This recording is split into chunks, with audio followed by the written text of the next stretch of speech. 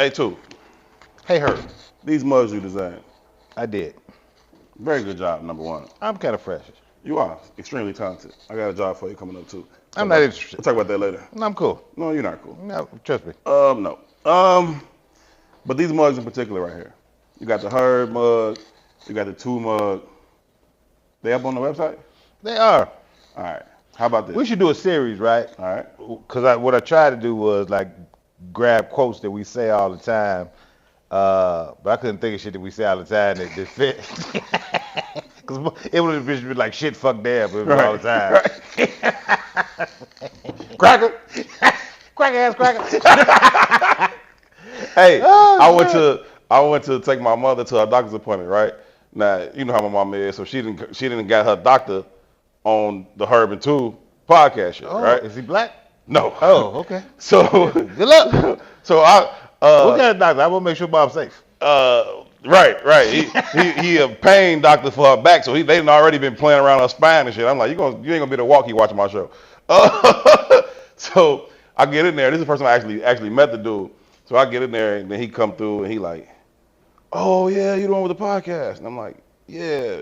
It's like your mom told me to watch. He was like, I haven't watched it yet, but I'm gonna watch it. I got it written down. I'm gonna watch it.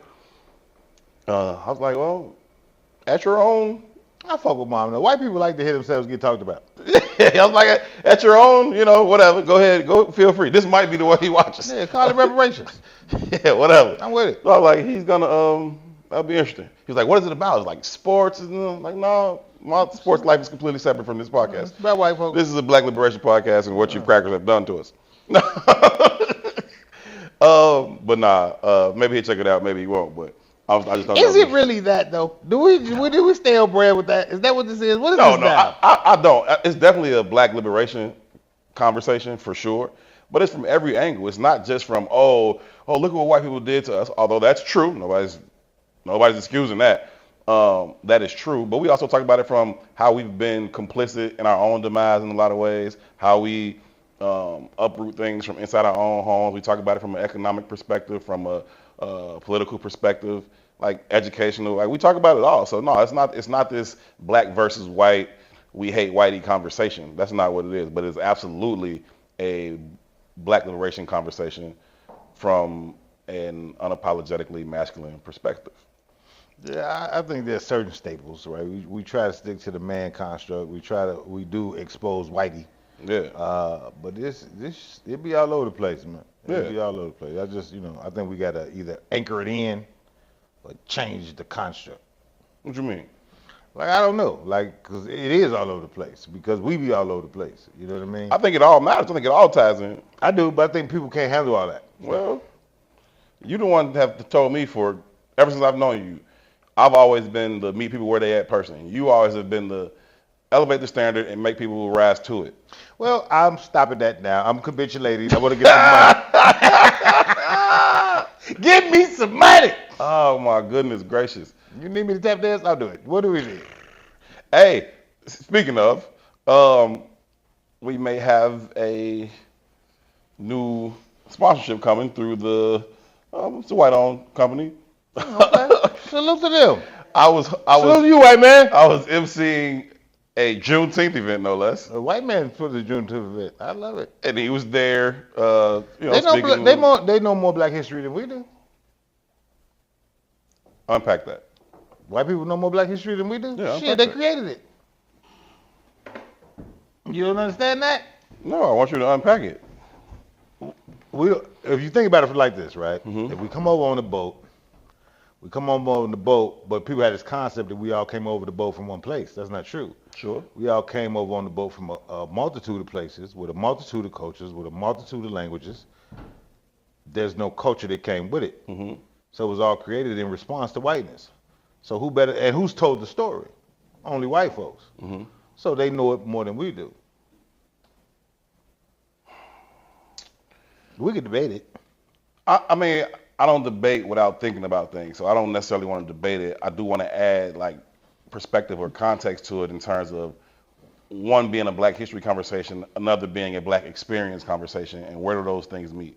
Where is the mesh point? Where do they meet from anybody though, right? Because what's the Black experience on 67 versus the Black experience in Winnetka? Are those the same black experiences? No, is there a black experience in Winnetka? Is there a black experience in general, Yes. other than the color of your skin? Yeah, I think that's where the experience And comes if from. that's the experience, then it's only counter to whiteness, because it would only be responsive. It would never be proactive. Sure. Because the color of your skin would have to be a responsive to how other people deal with you. Sure, but that's still your experience, though. Surely. But it's being shaped by the people who are proactive. Why would you respond to it? So you could only see it in the negative.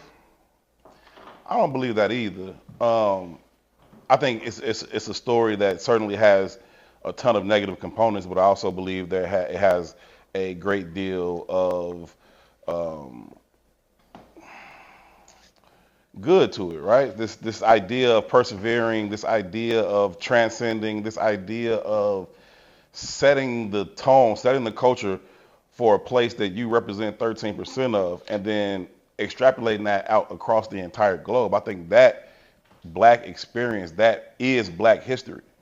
So I think we're having a multitude of conversations, though. Which is how we started this conversation. But I don't think we streamline in the answer I'm giving, though, Mm-hmm. in the context of how we, I don't want to say debate, but even discussing it. Yeah. Right? Is there black history? Sure. Is there a black experience? Sure. But the experience would only be in reference to a responsive experience. Okay. Right? Even the history that we've understood is mostly responsive. Sure. Right? Sure. So if it's responsive, there's a proactive force that is shaping the response. Yeah. Right? Because without the proactive force, you could not get the responsive force. Right. Right? And perspective changes everything. You know what I mean? Mm-hmm. Does something get created out of that? Sure. But is it natural or is it a reflective source? I just think it is what it is. I think everything you're saying is true, but I think the black American experience is so unique that you can't really compare it to something else to say, okay, this is what a natural experience looks like. And your experience is only reactive to these things that have been or continue to be done to you, right? I agree with that. But it is what it is. The black experience is what it is. And I think there's still a unique history from it. It's just a unique situation. It's hard to compare anything to something that you've never really seen before. And so there's no kind of precedent for it. There's no kind of prism to view it through. It's its own unique thing. And while everything you say is true, I also believe that the history that comes from it is valid. It is to be respected. It is to be celebrated, admonished, while also acknowledging the terrors, the horrors, and the trials and tribulations that came along with it. So And still come along. it's hard to say what I want to say without sound like an asshole. Well, everybody already thinks you're an asshole too, so I don't. Let's just stay Don't true you to hold brand. him back for it? I should stay true to brand then. Sure. There's beauty in that. Mm-hmm. But I look at it more like a social experiment. And I don't know if you said there's never been a president like it. I don't know if that's true. Okay, well, give me one. I think what might be what we're discussing is the other part of that statement that you made, where you was like, we triumphed or overcome or whatever Sure. words you used. I don't know if I use any of those words. I think that's part of the problem. Why it's always been responsive. Because we haven't triumphed. We haven't overcome. We aren't resilient. We're cowards. It's a difference. I think that's a different conversation that I'm happy to get into, but you ducked my initial thing, which is about these mugs that are online. Let's get to it. I just want to ask you, if we were to have a friendly Competition? competition to say which one of those mugs, the Herb mug or the Two mug, Will win? would sell the most on the website? I'd win. Huh? I'd win, hands down. Two. You really believe? Your demographic. I just told you that Your everybody demographic- already believes Your you're an asshole. demographic, 40 to 68-year-old women, and then it stops. Mm-hmm. It's more, I got more people.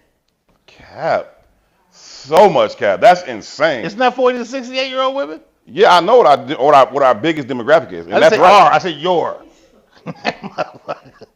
No, that's the podcast's main demographic. That's not. You know that. That's your demographic. That's not the podcast's main demographic. And there's no coincidence why that's my demographic and the podcast demographic. I will sell way more mugs than y'all. Please go buy, please go buy the Herb mug. And if you so choose to look at the 2 mug, look at it.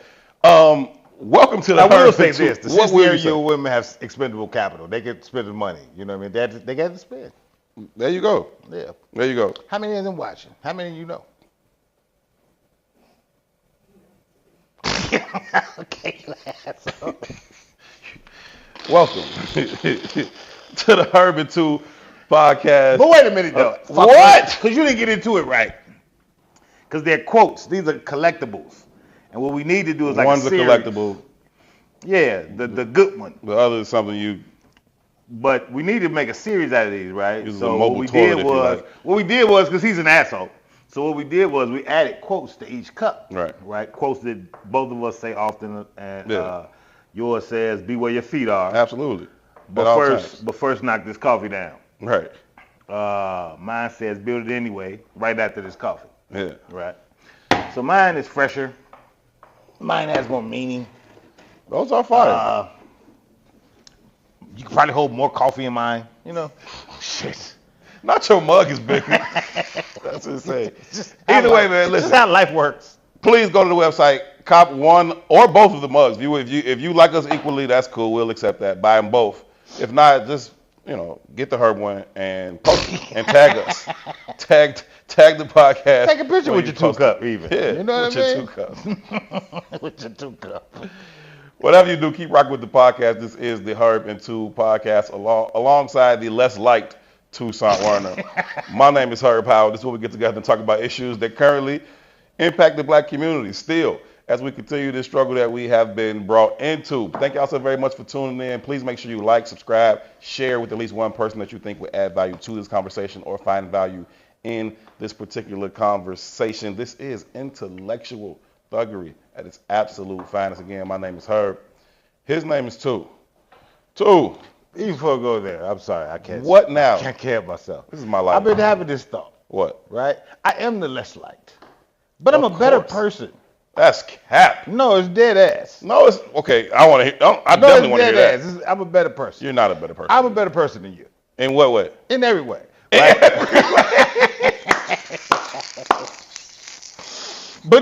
But look, okay, I'm dead ass here. I know you are. And I ain't just talking about you either. But I'm struggling with this internal fight. I have it right now with being a better person, and I don't like it. What are you talking about? I'm such a good person, and I don't like being a good person. No more. Give me one good person thing you've done other than raise your children.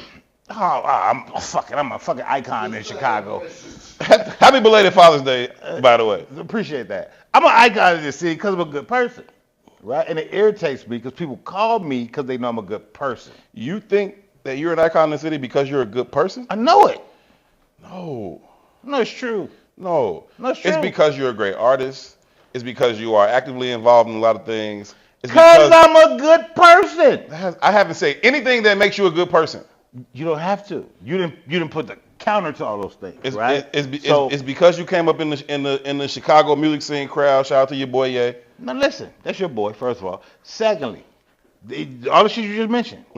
Because of that, people think they can just call me and I'm a dude. Okay. And I usually try because I'm a good person. I don't want to try no more. It's irritating. You're poor. And irritating. And they're demanding and poor. And I'm a good person. It's very difficult to be me. Look into the camera and tell them who's demanding and poor. You're demanding. Not the screen, the camera. You're demanding and poor. I'm too good for this. And I'm trying to change my ways. None of that makes you a better person than me. I just want to say. But okay. I'm telling you. I don't like it because I can't say no to these poor people. And I want to say no so bad. But I'm a good person. Now, to the point that I'm a better person than you, you'd say no to those poor people. I think one of the best things I've ever evolved into in my life is a person that's willing to say no. My point exactly. I aspire to be like you, a better person. That's not a bad person. Okay. I just know. Full sentence, hard stop. I ain't in me yet. It's bad. That doesn't make you a better person. That makes you a simp. Well, I'm a better person. All right. But those are the outcomes. All right. Let's get into some of the things that we need to get into for the day. How about we start with these ICE deportations, right? And I know everybody knows that part of it. I want to have a conversation specifically with you about this idea of where black people should align themselves in this particular issue, right? Is it our responsibility?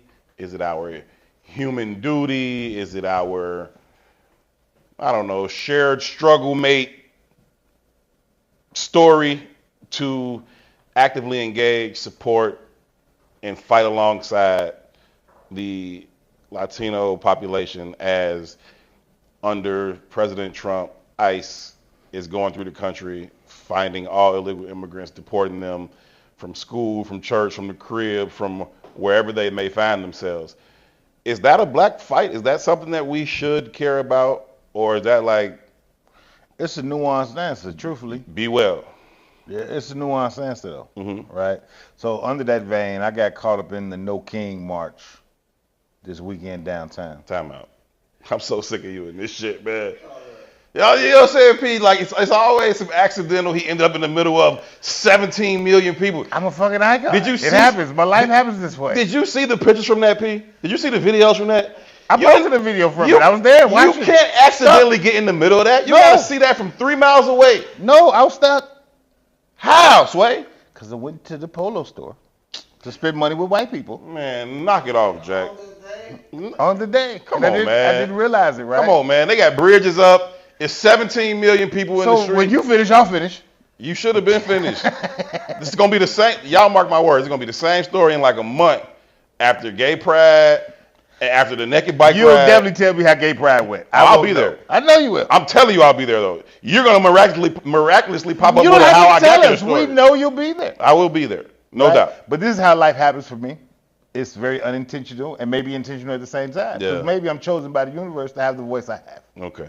You got it. Right? Great person. So the Let's universe puts me in situations to have conversations about things it thinks I should be discussing. go. Okay. Right? So I don't watch the white man's news anymore. So I didn't know No King's March was a thing. So I was down there trying to grab some clothes. I come out and it's fucking people everywhere. Mind you, no Hispanics, because ICE was been waiting for him. This nigga just told me that in the 30 minutes it spent to him to go in the polo store, 17 million people descended upon Michigan Avenue. They did, and it was just, I caught the front end of it, so I couldn't even go nowhere unless I ran them over. I was really fucked, right? But anyway. So you weren't even on your bike? No, I wasn't even on the bike. I wish I was on the bike because I could have cut through or something, right? But I'm sitting there, and I'm standing outside the car because what the fuck am I sitting in the car for and waiting for 3 hours? You know what I'm saying? So I'm just fucking sitting there, drinking a pop and smoking a cigarette. You know what I mean? Like, what the fuck? So I'm realizing, I'm like, man, one, what is this? I saw the No King signs, but I didn't have no reference point because I don't watch the white man's news anymore. Right. But it was all this, it's very multicultural kind of energy. I don't even say multicultural, I'll say multi-coalition. Sure. Right? Because it really wasn't nothing but white folks. Really. Yeah, no, I saw the pictures and videos. Yeah, mainly white folks, right? And I was intrigued, right? Because you would have this No King, a lot of signage, a lot of creative stuff like that, right? You would have this signage about, support the gays, LGBT, whatever. Sure. Right? Then you got Free Palestine. Then you got... Sure. It was very little, we with the Mexicans, or the Venezuelans, or the... I don't even want to say that. Even though it is just the Hispanics, because the other immigrants they don't give a fuck about. Right. But you saw very little of that. It wasn't about that, though. Okay. It wasn't specifically about that. It was just about not having this king who can dictate this, that, and the third on all of those different fronts. So it was this all-encompassing thing. It wasn't let the Mexicans chill out. Like, it was this all-encompassing. Like, you can't just unilaterally just be like, oh, we on this, we on that, we on this. So it was all those groups. And if ICE really just wanted to deport them, they could just make DoorDash calls all day. Yo! It would be easy to catch every one of them. Hey, I'm just saying. Just wait at the crib. Order a pizza, and they'll be there. Hey, on some funny shit, I saw a video on the gram or something. This is No say, no say. no. This is a black woman, right? And all you see is her walking in the store. She's showing herself walking in the store like her shoes, and then she pans up, and it is this very full-figured woman, right? And she like, bitch, why the fuck you say you ain't get your food when I brought you your food? You know I gave you your food with your fat ass, bad body ass, woo. Smoking her, right? Smoking her. So the other woman, she like, oh, I'm sorry, I didn't mean. She's like, you ain't sorry, you ate the fucking food, and then you told them that I didn't give you your food. Now they done deactivated my motherfucking account. And so the more full-figured woman goes, well, on my app it said a guy was bringing it in, and then you brought it in. So he didn't technically bring it in. She was like, bitch, you got my account deactivated, and I brought your fat ass your fucking food. It was so funny because the food was nowhere around no more. She smacked the food so fast.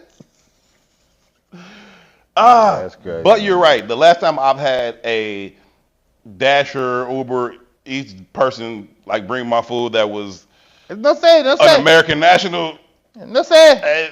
They be a lot of shit, but they don't be American. Yeah, I used to just make DoorDash calls. They catch them all. But my point is this.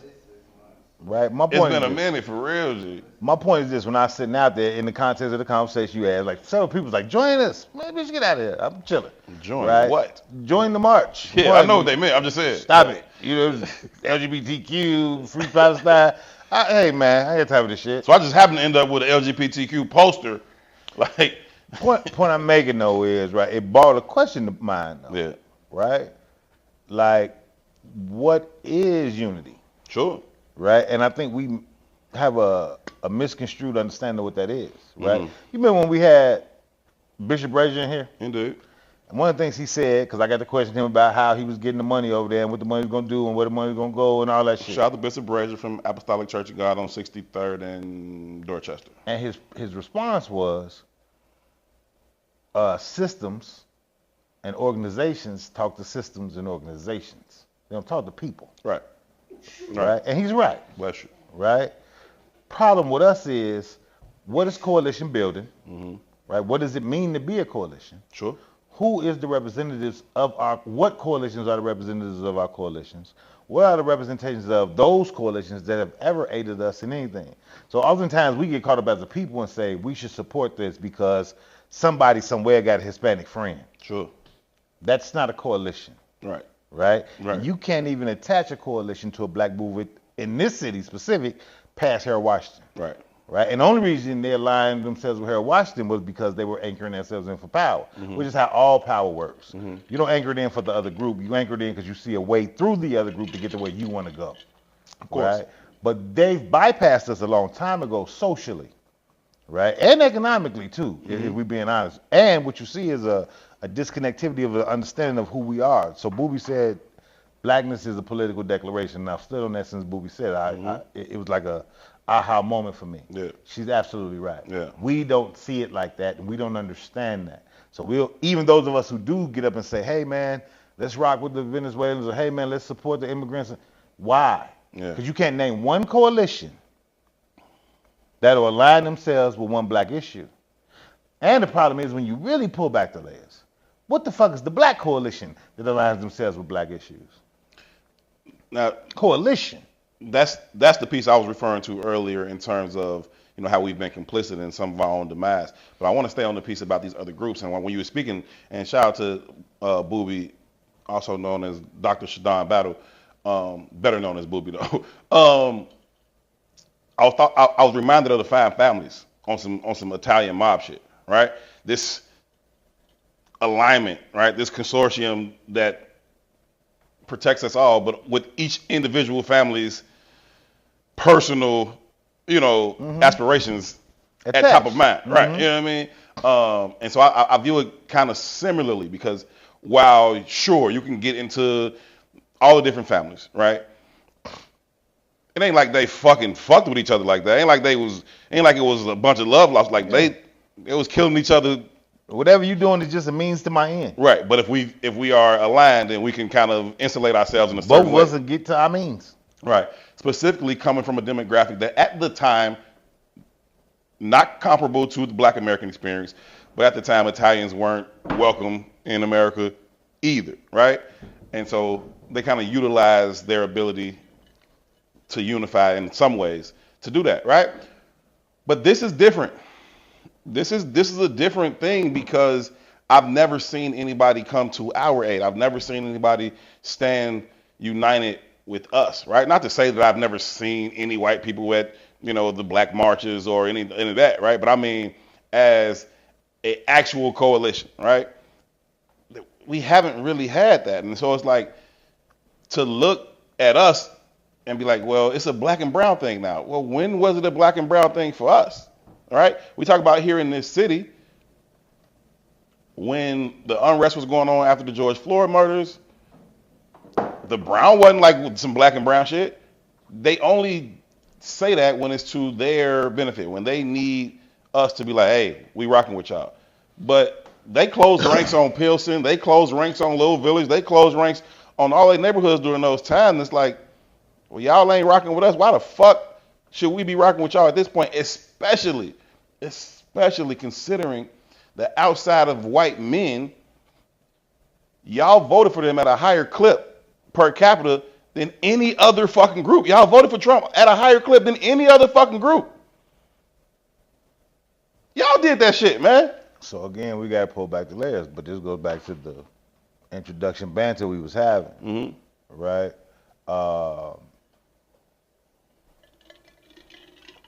Until you address the original sin of this country, all this other shit is bullshit. Exactly, and nobody's ever addressed it. Right, but to address the original sin of this country, you got to address the mechanisms that keep this country going today. Right?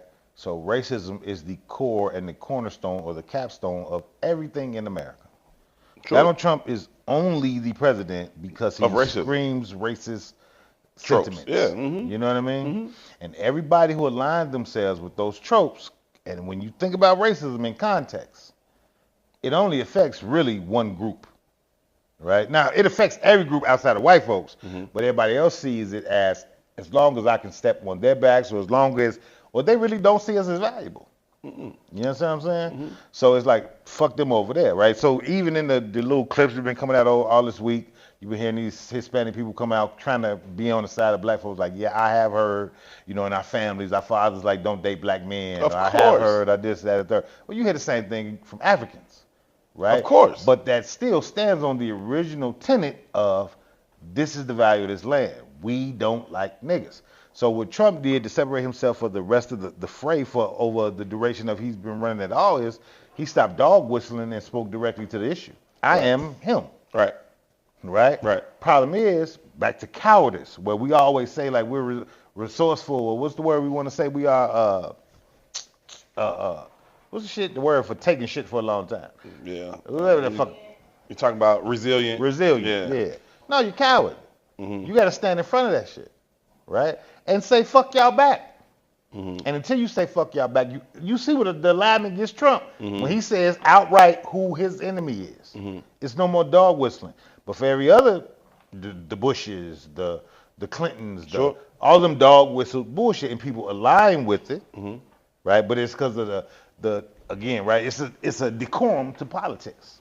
Yeah, you could think about like the bullied kid, right? You got the kids that's bullying the kid, and then you got everybody else. And all they see is, I don't want to be him, right? I don't want to bully him, but I definitely don't want to be him either. And so I'm going to chill over here, and if that comes with some perks of not being him, I'm going to take those perks too. But then when the bullies turn on you, you want to tell that kid to be like, hey, now rock with me. You understand this. They've been doing it to you for so long. Yeah, you've been letting it ride for so long. So no, I'm not showing up. I wish you well. I think it's fucked up. It ain't my fight, bro. I'm still being bullied. But also that's why I say it's nuanced, right? Because in the midst of this immigration fight, Trump also introduced something called the Big Beautiful Bill, right? And there's so much shit hidden in that bill that you got to look at it from the standpoint of, like, you know how people are like, man, if I was in the 50s and the 60s, it'd be this. Motherfucker, we in the 50s and the 60s. Right. It's cracking. We are in it. Yeah. and y'all ain't that. Right. Nobody's that because nobody pays attention. Right. And I don't know if it's just too, like I said, I don't listen to the white man's news no more, right? I don't know if we just inundated with too much information. I don't know if we that disconnected. I don't know what the answer is, but We're too they splintered killing in our lawmakers. pursuit of They whiteness. killing lawmakers outright, Got to get into that for sure. right? And this isn't even this year, this new thing in his first term. He was do shit at his rallies like, I can kill a man in the middle of Fifth Avenue and nothing's gonna happen to me. He's operating like a dictator, but I'm not even tripping on him operating like a dictator. Sure. What I'm realizing is that oftentimes you like, man, how does someone become a captive and become a slave for X amount of years or 400 something years? Or how does one send a Jew to a gas chamber? How does society allow this to just happen? Right. Right. Right? Because it's so outrageous. Like it's hard for your mind to conceive. I'm cooking human beings. Sure. Right? It's hard for a mind to conceive that shit. But it happens slowly and in your face. And it happens through acceptance. And what we're seeing is acceptance. We keep accepting it. Just like the conversation around nigga we was having the other day. And I said, ERGA, it don't matter. As long as you allow this shit to be and don't create a barrier, they always win. And what I'm saying is that the side of the racist is out loud. It's always been here. But it's, again, because of the decorum, it's been a quiet simmer. See, but that's my thing, though. It's been a quiet simmer to other people. For us, it's been out loud. How many pictures have you seen from black people being hung and lynched on Main Street in towns, and you looking at the pictures in the background and you see white people and little kids looking up in pure amazement, smiling their fucking face off like, this is the best thing I've ever fucking seen. And they literally just dragged a human being out of his house, drug him down the street, hung him, cut his balls off, and set him on fire. And everybody's this in the middle of the town like, this is great. But it's context though, right? Because you'll say Eminem's the best rapper. He's on my list. But that's my point exactly. He can't be on my list? No, he fucking can't. You See, niggas kill me but with that's this. my point. You're not hearing it. How's that the same thing? If you fucking listen, I'll tell you. Go. Right? You're not hearing it. It's the acceptance of it. It becomes we aren't separate. It's the Mexican. Acceptance of what? Him being a rapper? God damn, if you want me to answer the question, I will. I'm just trying to figure out what you're saying. I'm telling you, just like the Mexicans, right? Just like the Hispanics, you say that ain't no coalition building. You agree with that. But you also agree that there are some relationships that like, I got a friend that's a Mexican. Sure. And them Mexicans in their mind, or them Hispanics in their mind, let me stop saying Mexicans, right? Them Hispanics in their mind, why aren't y'all coming to our aid? We mess with you. Same way black people see white people. We love them. We love them. That's why Eminem makes it to your top 5, stealing shit that niggas been doing forever, who y'all don't even know their fucking names. You ain't bought one album from a nigga that rap like Eminem. And there's a multitude of them, right? And it's not just Eminem, it's all the shit. It's Justin Bieber. It's all the shit. It's all the shit. Justin Timberlake. It's all the shit. There is an acceptance level, and there's a confusion. So we don't even know we live in a racist society, right? Specifically, if you put in perspective that every system is built in white supremacy. So you go to a school to teach you to think like a white man, so you ain't that's why they know more history than your dumb ass. Because you ain't thought about it. And you ain't gonna go seek it on your own. You won't relate to nothing black. So how the fuck could you be up in arms about racism? You wouldn't even have any context. You would never have context. And it's proof positive that you don't have context. And I ain't saying you, I'm saying the masses of the populace have zero context. And it don't even matter. So you want to rap, nigga? Come on that shit. You want to footwork? Whatever it is we do that you could get invited to the barbecue, we can't wait to invite you, baby. Come on. You're a fucking idiot. It's zero grade reliance. If a motherfucking lion is at my front door, I'm not opening the door because he's smiling. Bitch, he gonna get hungry eventually. They lions. And every other group's a lion too. We the only motherfuckers that ain't lions. Sure, but that is to have this absolutely no accept. I don't talk to white people. I don't listen to white people. I don't know white people. I don't befriend white people. And what I'm talking about is a systemic thing, right? Not this individual thing that says Herb Howard can't have any white friends. Let me stop you right there. Let me pause you parenthetically right there. Think about the Indian population who owns Dunkin' Donuts. Where the fuck you seen a white man owning the Dunkin' Donuts with them? Where you seen a white man working in the Dunkin' Donuts with them? You ain't. Where you seen the Asian eat with the white man when his nail salon next door? You ain't. Now they will take the white man's money. They would do all that shit. They would send their children to the white man's school. Mm-hmm. But they are not inviting you to their shit ever. Mm-hmm. Ever. Because they have an understanding that this is a board of monopoly and I'm here to get money. But we ain't friends. At the top of the show, I said like trying to compare the Black American experience to another group of people is an exercise in futility because it's such a unique experience.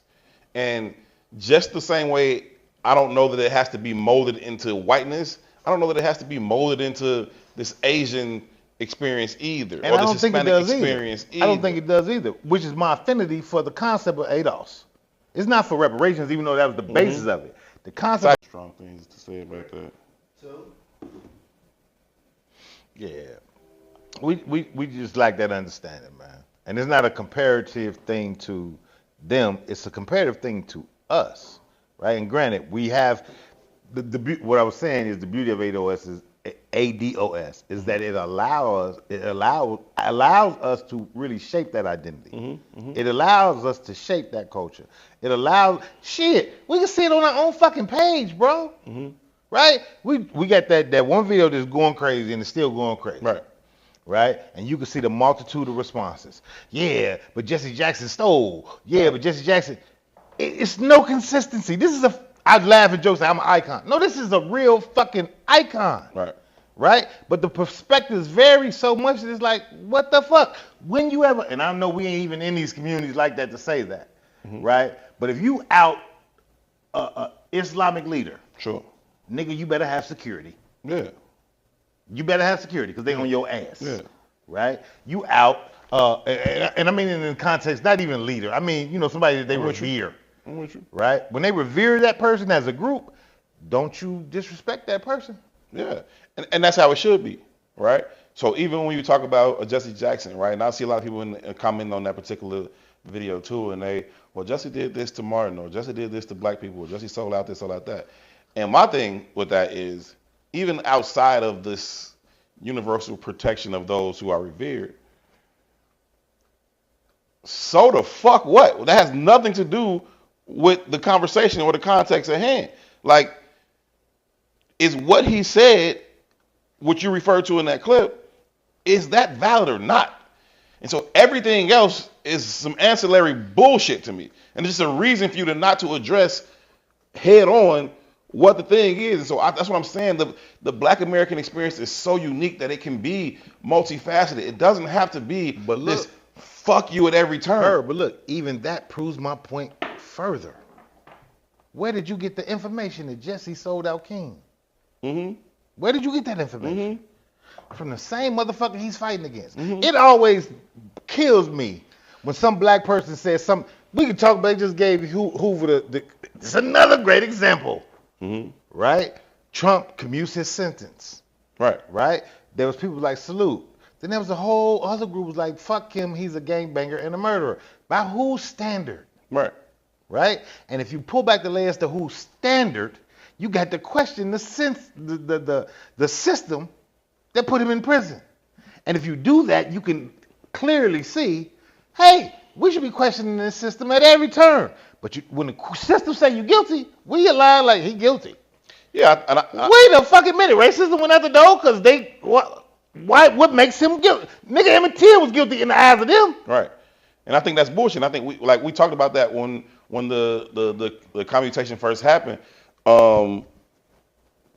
Just this idea of how people struggle with how you label or define a Larry Hoover or a Jeff Fort. How are they viewed in these communities versus how are they viewed outside of these communities? And I think that's a real conversation.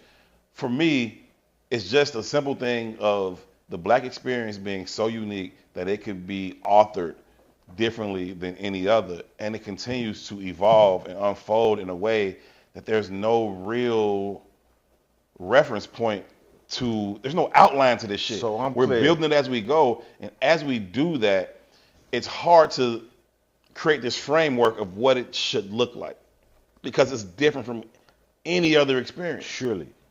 But so I'm clear of where I stand and why I'm saying what I'm saying. Right? We could take Larry Hoover's name, we could take Jeff Fort's name, we could erase them names and put Bobby and John and Joe and whatever. Sure. What I'm saying is, if this system has traditionally aligned and anchored itself with racism, and it has, it's been proven over time and time again. It was created through the lens of racism. Sure. That specific system, right, is historically documented. There should be no turn where any black person should align themselves with an understanding or an agreement. It should never happen.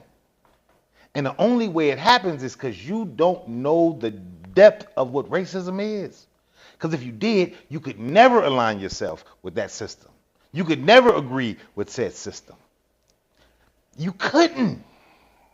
You couldn't. Because the same guilt that all them other people are dealing with, and I'm not saying they're all not guilty, but I'm saying the system that convicts them is the same system that convicted Emmett Till. It is the same system that convicted millions of Negroes who did nothing.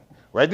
You came in here one day with a whole diatribe of this nigga went to jail because he breathed this way. This nigga got murdered because his hat was on backwards. It is nowhere in the lexicon of blackness where you should be like, well, yeah. By who? Was you there?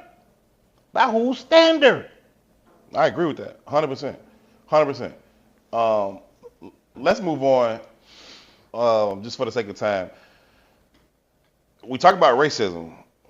This shit that's happening in America is even transcending that, right? Now, obviously, we talk about immigration and you talk about, the black-white thing. That's pure racism. But past couple of weeks, we've seen white people murder, even maybe rise to the level of assassination, government officials in Minnesota. They killed 2 people. They tried to kill 2 other people, or at least 2 other households.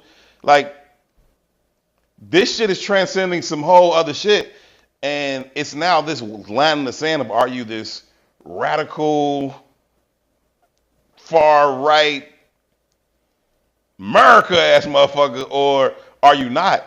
And now you're seeing them being so emboldened to execute such heinous crimes as to go to a elected government official's crib and murder them.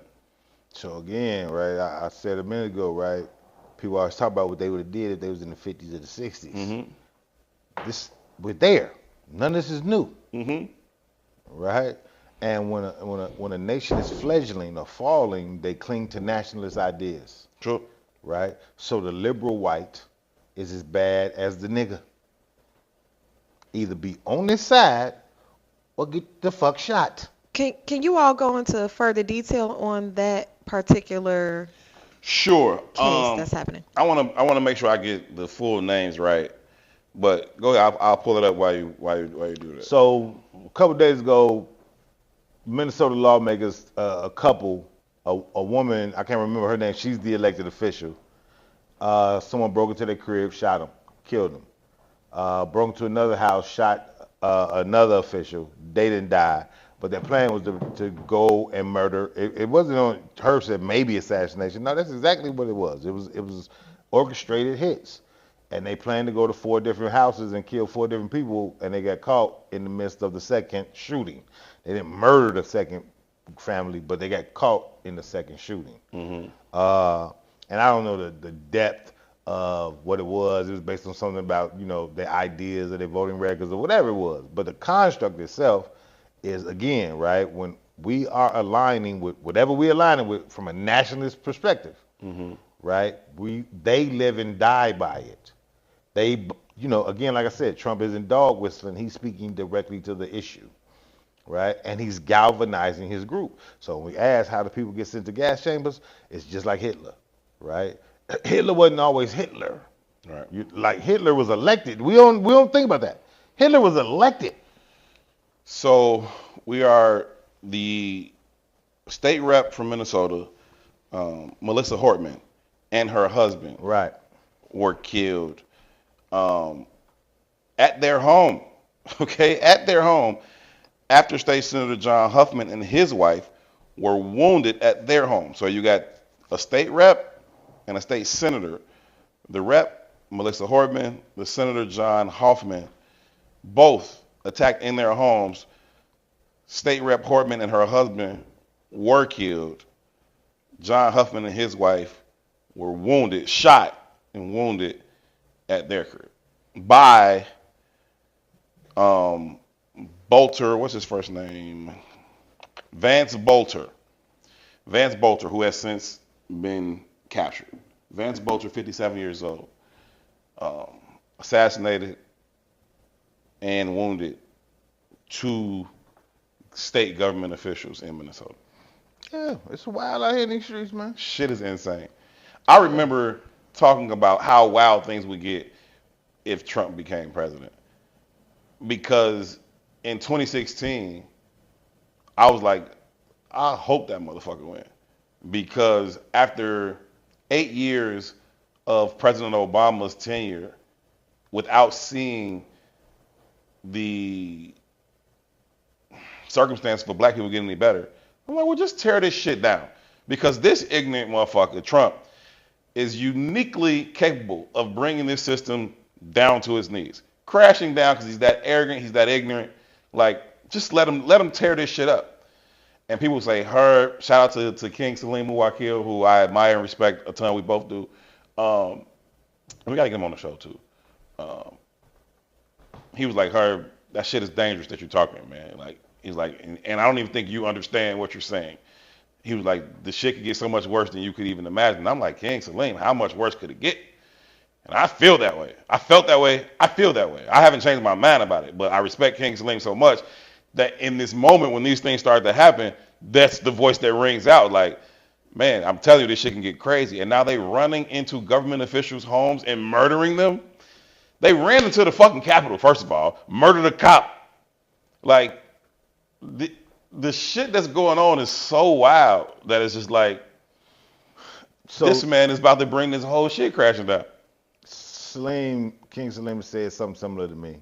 Mm-hmm. Uncle Walt and Auntie Gail was up here this weekend. They said something similar again, right? And I argue with Auntie Gail, like, I don't agree with that, right? And I stand on the side that you stand on, right? Not that how much worse it can get, but I don't care how much worse it can get. Yeah, it sucks right now. What I mean by that is that I think there needs to be some radical and revolutionary kind of changes to take place, right? And I'm looking at it from the standpoint of the next generation.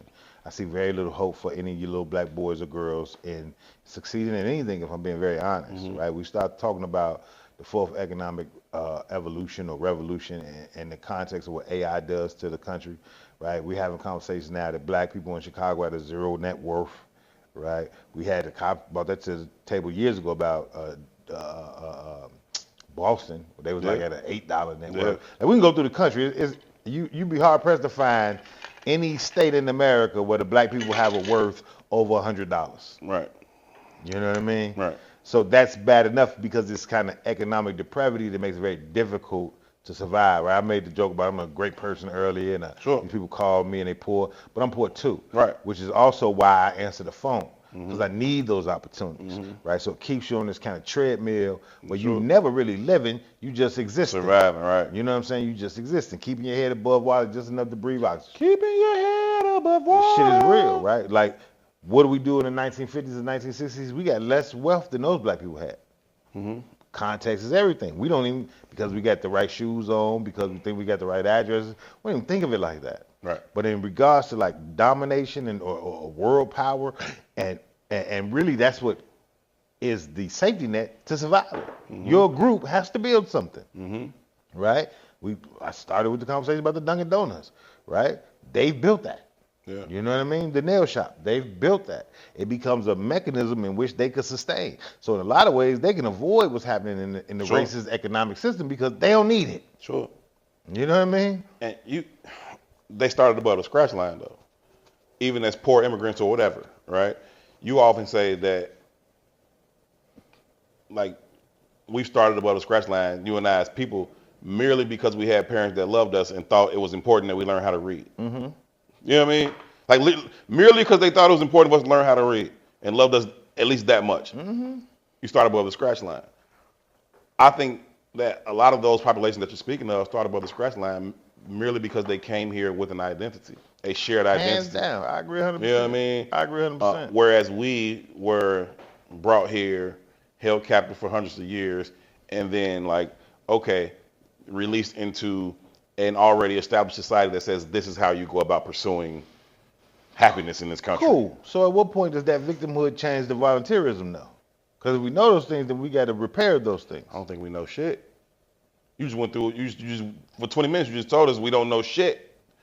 I don't think we know shit as a collective. Like, Okay. and I mean that from every point of the spectrum. Smart, intelligent, poor, way less poor, even up to wealthy. Like on the black spectrum, I think we don't know shit about that. You know what I mean? Because we still think that this pursuit is what it is.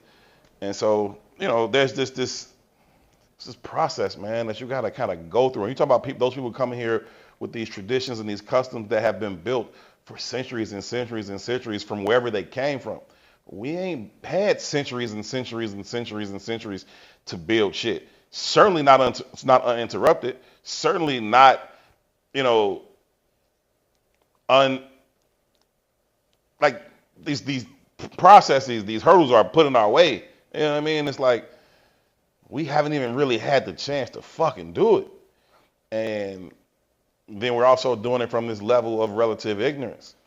So another thing King Salim said to me one time, and I think this is real too, right? He said the whole universe is doomed until American-born black people stand in their proper polarities. Yeah. And I fully agree with that, right? And then, like, it's interesting, man. I don't know this guy's name, but he does this podcast called, like, the Grits and Ham or Grits and Egg podcast or something like that. And he's become very, very popular, right? Okay. And he's on the vein that he has conversations similar to what we have.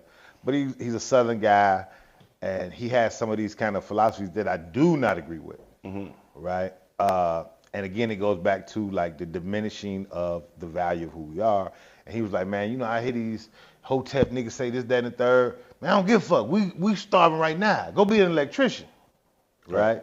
Right. But see, I disagree with that. And I disagree with that because I do believe that our anchoring and our lack of understanding is because our lack of spirituality. And I think we are spiritual beings.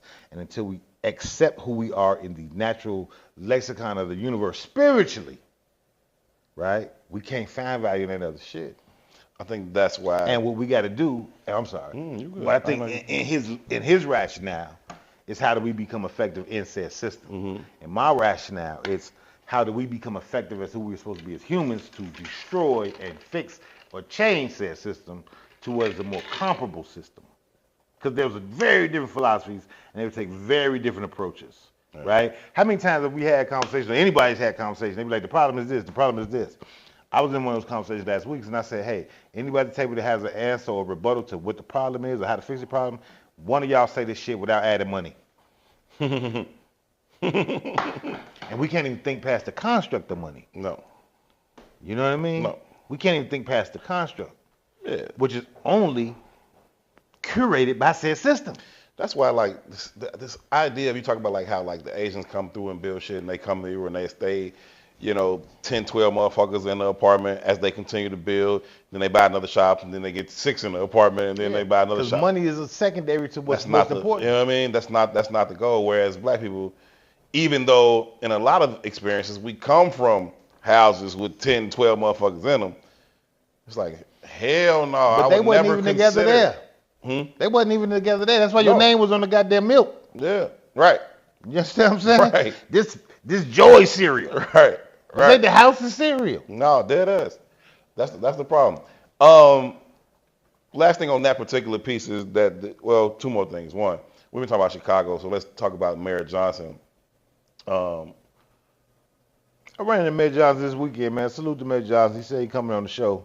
It was a power play, too. I ain't gonna lie, my ego was involved a little bit. Yeah. Right? Because I ain't gonna lie, my ego was there because he kind of didn't show up for the last time we were supposed to have a sit down. Yeah. So, the mayor pull up, everybody clamoring for his attention. I'm sitting back and my ego like, man, fuck dude. Well, look, wait, go tell the story. ahead. So there's the uber elites out of this thing, right? So I'm standing back like, whatever. I care less. Whatever. Right? So the mayor's up doing his thing. He talking to people run up like, did we get a picture, mayor? Did we get a picture, mayor? I'm standing back, eyes folded, like, whatever. I'm tight. But I will say this, G. The dude's a smooth he's a smooth politician. So as all these people was clapping for him and trying to get his attention, he reaches over and says, "Two, what we supposed to do the show?" So now my ego's gone. Now you can't, right? You can't be that guy. I can't be that guy no more. You know what I mean? Yeah. So we said we're gonna reschedule sometime soon, man. So hopefully we get that done. Nah, I mean he's the mayor, man. You never know what pop up on the fucking mayor schedule when he walk into his office on a given day. So I don't take it personal. I think we'll get it done. Shout out to Crystal, 100% for working on that. But he was summoned. He and all the other mayors of these sanctuary cities throughout the country were summoned to DC to answer questions about why they have sanctuary cities and what's their shit, right? And one particular, I think she's a senator, she was questioning him about this, and I guess she didn't like his answers, and she told that man, I don't want to mess the quote up, she told that man, see, that's why you got a 6% approval rate. Because you suck at answering questions. Approval rating because you suck at answering questions. All of the mayors here today are actively working to harm the American people you represent. You all have blood on your hands. You are under oath. I only want a yes or a no to my questions. Do you believe it's acceptable for illegals who commit heinous crimes be released back into the public instead of being detained and deported? They should be deported. Okay, Mayor.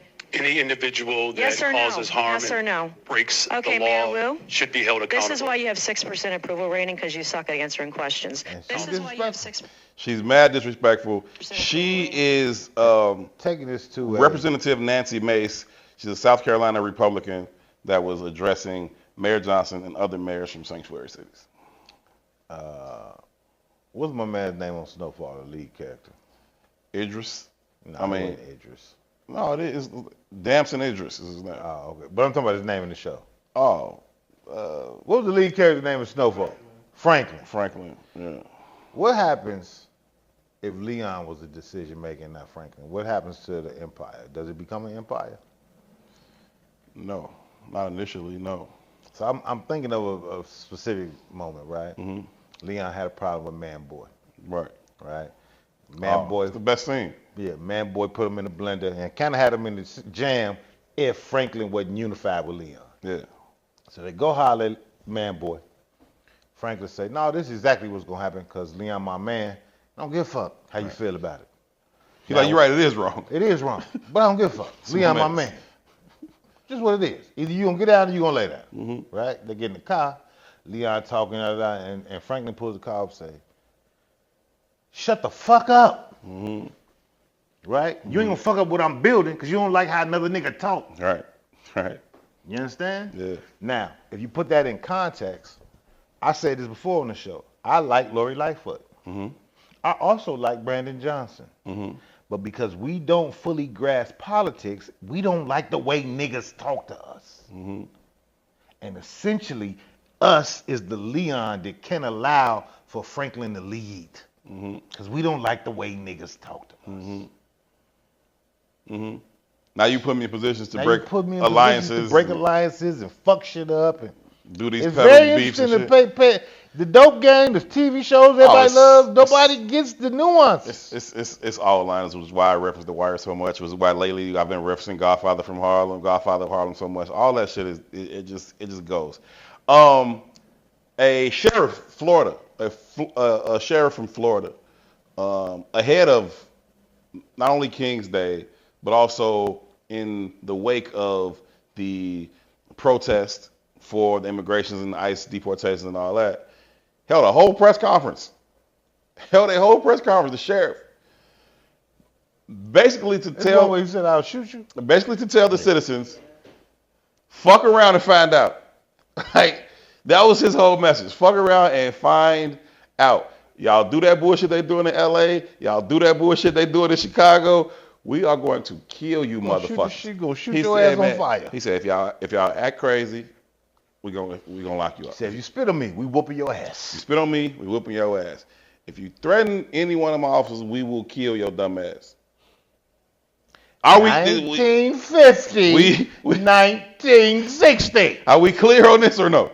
Like before, I just want to let y'all know. I want to give y'all fair warning on this. We good? Y'all gonna take to my streets? All right. If y'all blocking roads, we locking you up. You get aggressive and spit on motherfuckers, we locking you And up. context, right? You get more than that, we murking you. Because we don't know our own history, right? We reference Jeff Ford all the time. Say you come over here killing, we're gonna be killing too, right? But that's in reference to how Jeff Ford was empowered. He was empowered through who? The Black Panthers, right? We don't talk about this enough. The Diggers of Defense had pistols. They rolled with King. King wasn't just nonviolent. He was nonviolent openly until if I got to shoot your ass on fire, I'm gonna shoot your ass on fire too. I must. You understand what I'm saying? But we don't have context of this shit. So when what's my name? It was an old Southern police officer, Bull, somebody very similar to this motherfucker. They gon' show their faces. They have to. That's who they are. They want to. Right? But the Diggers of Defense or the forts, we gotta show our faces too. We don't have. So going back to what you said earlier about those two varying perspectives of who these men are. You talk about the Hoovers and the Forts of the world. Y'all can denigrate them people if you want. Who the fuck else gonna stand up to the police on y'all behalf like that? Who the fuck else can do it? It ain't got to be the police. To the power. Who else can do it? You can't protect yourself on that level. You know what I mean? But if Jeff Ford say every black Peace Stone Ranger in this motherfucking city will stand on this block and shoot it out with you before we let y'all come over here and abuse our people, that's something they have to fucking deal with. You know what I'm saying? That's something they have to fucking deal with. They don't got to deal with your ass in your house. Oh, okay, sure, tough guy. Like, you know what I mean? But we cast off those people as evils or whatever. And I'm not saying they was all. I'm not casting them as angels either, right? But as a necessary part of the community, sure. Like, it's tough for me to say, was Bumpy Johnson a net positive or a net negative on Harlem? Did he flood the streets with poison? Absolutely. That's a huge, huge, huge negative. Did he also integrate Harlem in a way that was like, we not going for gentrification and we not going for this, that, and the third? Yeah, he did those things too. Did he have Malcolm X's back to the very end? He did those things too. Did he show up at cops' cribs, kidnap their wives and children when they were guilty of police brutality in the streets? He did those things too. And so it's like, problem is that we single out those men. That's my problem. I'm not singling them out. They're known people. Now, hear what I'm saying. But they're known people because we can single them out. Right? Problem is that every man should have that same capacity. Oh, that's the point I'm making. Every man that's should what I'm be like, dangerous. You on that individual, but I'm saying you on that individual tough shit. Let the police run in my house. Boy, nobody, the police ain't scared to run in your house. Unless your house is defended by 1,500 other men that will come in here and send this bitch up about your house. Yeah, I'd be hard pressed to think that a dude with nail polish in a purse is gonna do that. Well, and I ain't saying they gay. I'm saying the feminization of the black man. I'm hard pressed to believe that. We got to get up out of here, man. How do you feel about your man Kells apparently suffering a drug overdose from the medication he was given in prison? The fact that you know that lets me know he's more your man than mine. I didn't know that, so, you know. Okay, well, yeah, it's your man. I'm not trying to put Kells on you. You know what I'm saying? Pause. You say so. You know, I'm on record saying I don't care about either of them in context, and I have proof of their failures. Do you think that, well, nobody sold more, never mind. Do you think that, like, do you think he's in danger from the feds? From the feds? I think he's in danger. You think they're trying to kill him in that prison? Like, I do. Or you think him and his attorney is trying happy birthday for Mexican quinceañeras. Somebody's on his ass. They're on his ass. That's how that works. Ain't no reason for you to be R. Kelly singing happy birthday at a Mexican quinceañera. Get some cash. Yeah, so yeah, he's in danger. I don't doubt it at all. Get tough, nigga. Get tough. As of now, his release date is still scheduled for 2045. His attorneys are petitioning the courts to have him released due to his imminent danger and mistreatment. And I ain't mad at that either, right? You got to pull every card to get your ass out. Oh man, I'll be turning over every stone. Yeah. He said, but my leg been swollen for a while. They won't treat it. They won't look at it. Off the bail. I'll be saying all kind of shit too. So, Fight as long as you want to fight, Kels. My stance on it has been, for a long time that Kels is probably where Kels belongs, and his music is timeless and shall never be forgotten or discarded by me personally. So And there's a lot of stuff we didn't address and we not gonna address because we just don't have time, right? But Israel just bombed Iran. That's World War III kind of conversation. That's some real shit that Sure. need to be addressed or discussed. But one of the things I wanted to think about in context to like the nuance even around the immigration conversation, right? Chicago has the largest Polish population in the world outside of Poland. You ain't seen one ICE agent in none of the Polish communities in Chicago, hmm right? And I want us to think about some shit, right? In just mathematically, just context, right? yeah, If Chicago has the largest Polish population in the world outside of Poland, and it's been such forever, right? Where do those people bank? How do those people get licenses? How do they get, and they do a lot of home remodeling, they do a lot of the Sure. construction. How do they get licensed and bonding to do that? Where do they pay their taxes to? Where do they go to the doctor? How do they get insured? These are all questions we should have been had. Ain't nobody had a conversation about them motherfuckers ever. But they got the largest population in the world outside of their home country. They are not citizens. They are not citizens of this country. And they haven't been. But they eat on our welfare systems. You understand? They take money out of our houses because they do get licensed and bonded to do XYZ when other people can't. they do great work. Right? So, but see, that's another, but that's part of it though, right? No, that's real shit, right? That's real shit. Yeah, master craftsman. But that's what I mean, like we can't invite Eminem to the barbecue. Because they ain't inviting Jay-Z.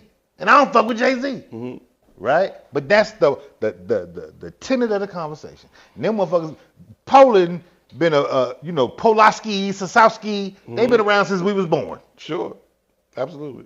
Right? And ain't nobody said a goddamn thing. Hey, I'm on record for how I feel about the Eminems, the Larry Birds of the world, and I'm also on record about how I feel about the system of whiteness and its sustained and continued attacks on blackness.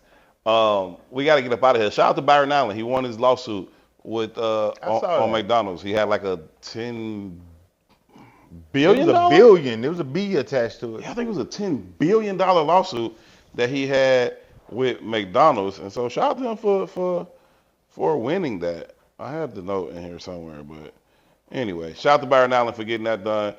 He had alleged that McDonald's were not equally spending their ad dollars with black networks or black organizations. McDonald's initially denied it, and now they settled the lawsuit. They didn't want to go all the way through until they actually got convicted. They can just say, "Oh, we just want to settle it," but they up to 10. So Real quick too, you brought up Kels, right? What percentage of black people you think don't listen to Kels because of Kels' conviction? I think it's a small percentage, and I think it's mostly a younger population. Also, even if it's a small position, what percentage you think openly 10. talks about saying they won't deal with Kels? 10. You think it's 10? Yeah. I think it's more than that, but even 10 is aggressive. And I say this in context. Elon and Trump broke up last week.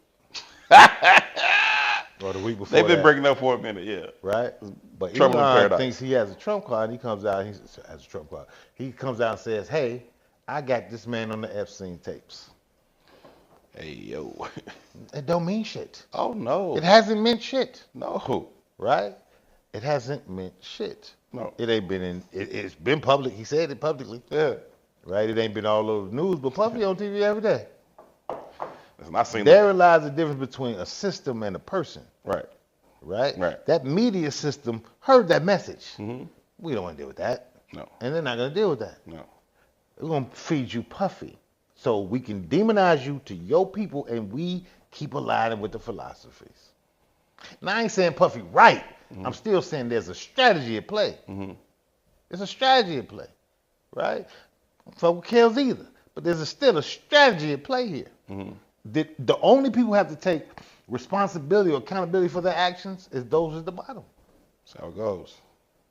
right? So we can learn to flip it on its head somehow in a unified way that allows us to be as effective as we seek.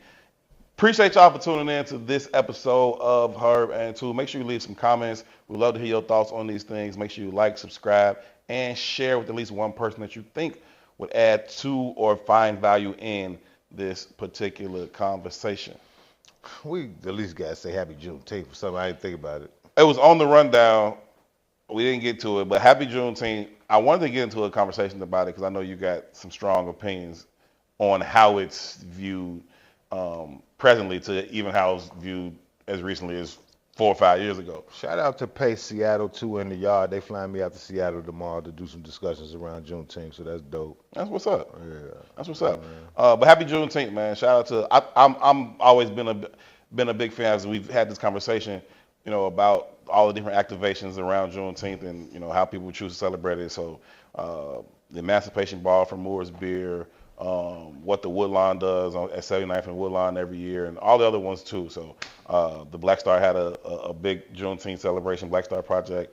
So shout out to everybody, man. Happy Juneteenth. Hope y'all observe, celebrate, but also educate on why it is we are doing this, what Juneteenth is, what it has meant. I'm not saying it's got to be this day of sadness and just terrible reflection, but also finding some time to educate yourself, the youth, and the elders on what this actually is and why it's actually important. There's actually a Juneteenth Black American flag. I really like the red, black, and green one with the stars in it that looks similar to the American flag. But there's actually one. We can rock that one too. In a lot of ways, the red, black, and green flag is the American black flag too, because it is. I'm not dissing that one. What I'm saying is people think, again, back to disconnectivity. Yeah. People think that's an African flag. It's not. No. That flag was created right here in America. It's a black It American. was created by Marcus Garvey. Yeah. It was created by a Jamaican. Right. But the concept was around Pan-Africanism, which started and was birthed here. Shout out to all y'all, man. Appreciate y'all for tuning in. Shout out to P for doing all of the hard work behind the camera. First 48P is his new name. We'll tell y'all that at another time. Well, First 48P. Shout out to him. Shout out to E4O. Make sure y'all are continuously pulling up to Foster Beach all summer long. Lily Pads Cold Treats is taking over Foster Beach on the lakefront. Make sure y'all pull up. And ask for Beautiful beach. Everything out there you want to do. You want to hang out on the beach. You can do that. Hop in the water. You can do that. The volleyball nets, the basketball courts, everything is out there. Most importantly, Lily Pads Cold Treats is out there. Y'all catch us out there any given day because that's just going to be the hangout all summer 2025. Make sure y'all pull up. Shout out to E4O for being E4O. For two, I'm Herb. Y'all be good to each other. Peace. Assalamu alaikum.